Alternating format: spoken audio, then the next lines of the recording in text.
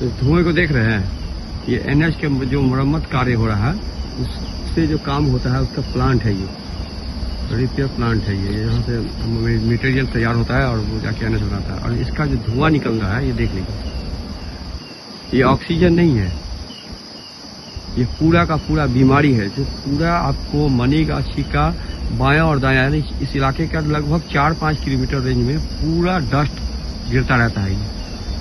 कल मेरी इससे बात हुई थी, इसने कहा था कि हम जो है पानी छिड़कते हैं इस पर, लेकिन पानी छिड़कता तो ये धुआं जो है वो सफेद हो गया होता है, ये काला धुआं निकल रहा है एकदम, देख लीजिए। कोई रोकने वाला नहीं है।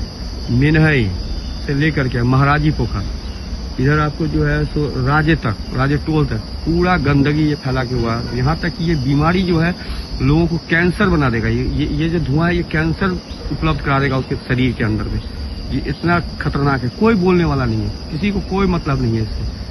देख लीजिए पूरा इलाका, देख लीजिए धुआं हो रहा है, देख लीजिए पूरा इलाका 5 किलोमीटर तक।